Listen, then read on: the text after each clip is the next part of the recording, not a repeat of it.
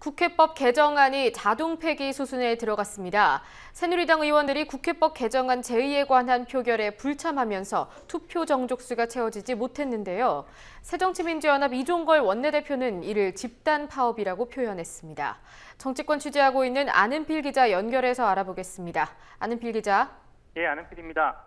네, 국회법 개정안 제의에 붙여졌는데 어떻게 됐는지부터 전해주시죠. 예, 박근혜 대통령이 거부권을 행사해 국회로 다시 돌아온 국회법 개정안이 자동 폐기 수순에 들어섰습니다. 새누리당 의원들 대부분이 표결에 불참했기 때문입니다. 투표 인원 130명으로 제적 과반에 미달해 투표 자체가 성립하지 않은 겁니다. 이로써 국회법 개정안은 19대 국회가 끝나면 자동으로 폐기됩니다. 다만 국회법 개정안 제의가 상정된 후 새누리당 의원들이 본회의장을 전원 퇴장하는 상황은 일어나지 않았습니다. 조혜진 새누리당 원내수석 부대표는 본회의 전 의총에서 결정된 사항이라고 설명했습니다. 의석에 좀 남아있는 것까지는 굳이 전원을 다 나오시라고 이렇게 강제하지는 않는다는 표결에는 참여는 안 하시거든요. 예. 혹시 또 두 분이 정의원, 하태경 두 분이 또 다른 생각을 말씀하셔서 어떨지 모르겠는데 아마 명확하게 특정이 안 되는 건가요? 다수 의원님들 뜻이니까 그렇게 좀 존중해달라고 말씀을 드렸죠. 한편 새정치민주연합 의원들은 새누리당 의원들의 투표를 독려했지만 여당 의원들은 끝내 투표에 임하지 않았습니다.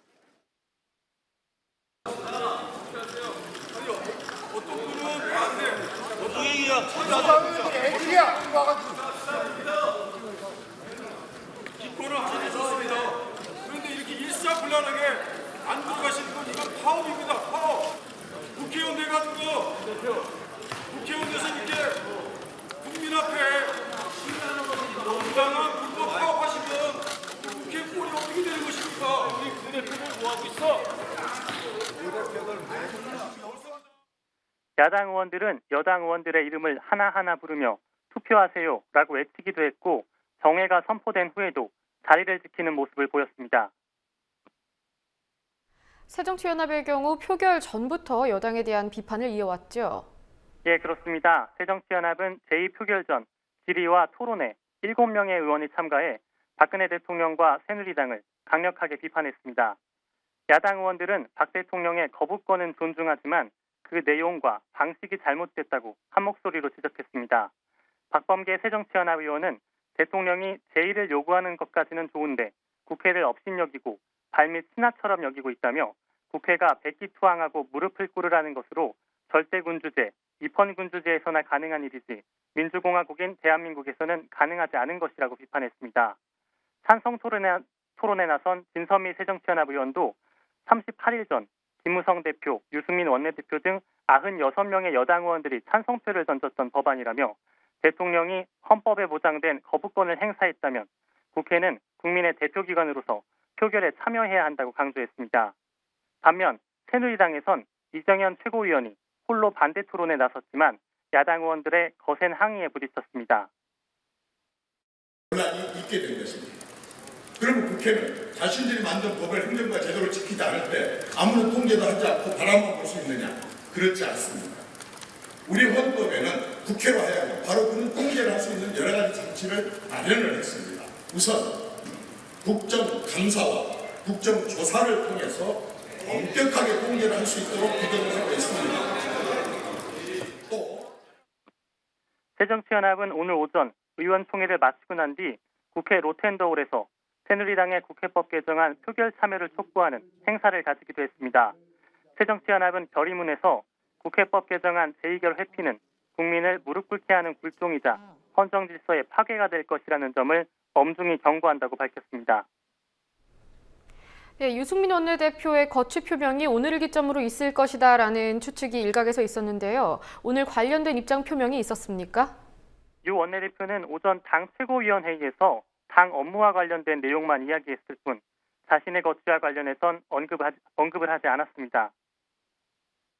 간단하게 보고드리겠습니다. 지난주 여야 수석부 대표가 논의한 끝에 7월 추경 국회에 대한 대략적인 가닥은 잡았습니다만 아직도 최종 결론은 내지 못했습니다.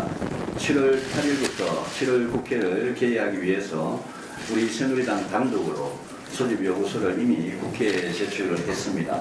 추후 사일정에 대해서는 앞서 유 원내대표는 오전 국회 출근길에도 거취와 관련해 의총에서 입장을 밝힐 것인가라는 기자들의 질문에 거취 표명을 안 한다고 답한 바 있습니다. 친박계가 시간을 주겠다고 밝힌 마지노선인 오늘까지도 뚜렷한 입장을 밝히지 않은 겁니다. 하지만 유 원내대표가 내일 중으로 입장을 밝힐 것이라는 예측도 나옵니다. 최근 김무성 대표가 사석에서 유 원내대표 사퇴는 6일이나 7일이 타이밍이라며 그 이후엔 버틸수록 마이너스라고 말하는 것으로 전해지고 있고 친박계 역시 내일까지 입장 발표가 없으면 다시 강공에 나설 것으로 전망되는 상황이기 때문입니다. 예, 유 원내대표를 향한 사퇴 압박은 여전한 겁니까? 예, 그렇습니다. 유 원내대표를 향한 공세의 수위는 다소 낮아졌지만 사퇴 압박은 여전했습니다.